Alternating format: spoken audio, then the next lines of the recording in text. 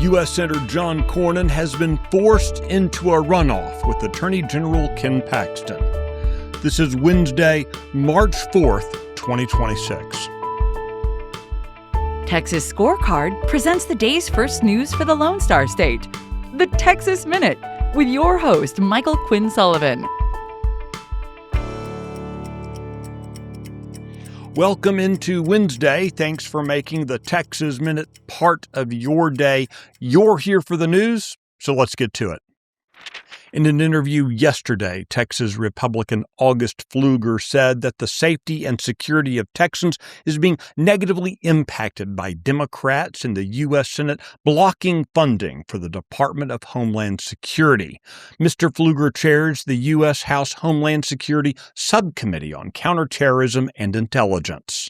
Is there nothing that is sacred anymore? Is the security and the sanctity of our communities and our country not worth defending, even if there are squabbles or disagreements or arguments about funding levels or deportations or things like that? I mean, it's unbelievable to me that Chuck Schumer would continue to hold hostage the security of Texas, of our country, of every American community.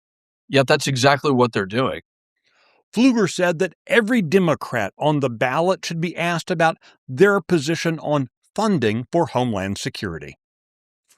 A Muslim parent is suing Texas for excluding certain Islamic private schools from the state's new school choice program.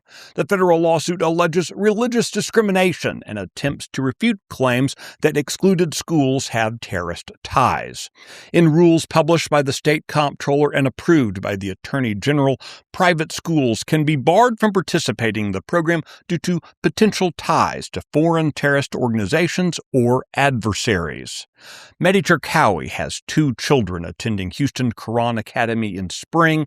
He claims that he'll lose out on $20,000 without access to the school choice funds. However, those claims assume his family would qualify for the program, which is based on a variety of socioeconomic factors.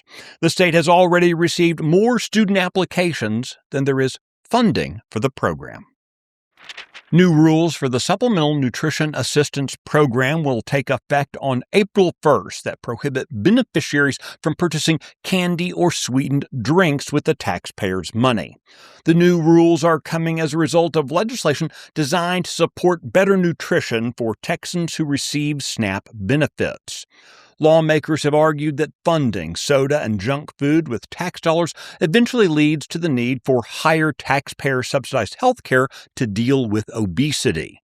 Data from the U.S. Department of Agriculture has shown that nearly 20% of SNAP benefits are used to purchase sugary drinks and snack foods. The Texas Minute will be right back with a look at last night's election results.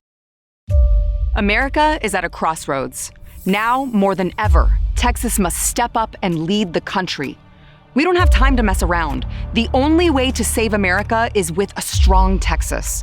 You and I know this, but so do the enemies of life and liberty. Therefore, you and I have no choice but to stand up and fight. I'm Sarah Gonzalez, and to the enemies of liberty, I say, come and take it.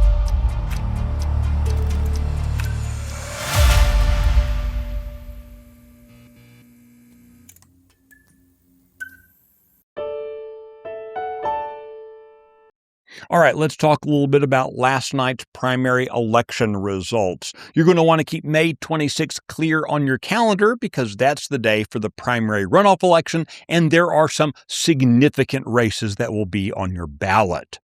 4-term incumbent U.S. Senator John Cornyn finds himself this morning in a runoff to keep his seat in the Senate.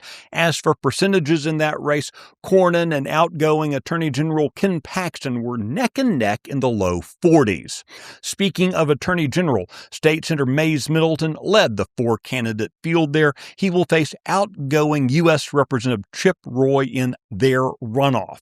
In the race for the Railroad Commission, which oversees the oil and gas industry, history, businessman Beau French is forcing incumbent Jim Wright into overtime. Now, not everything ended in a runoff last night. For the open seat comptroller race, former state senator Don Huffines easily bested acting comptroller Kelly Hancock and Railroad Commissioner Christy Craddock. Similarly, Nate Sheets defeated Ag Commissioner Sid Miller. Despite the large number of nominal opponents, neither Greg Abbott nor Dan Patrick faced serious opposition.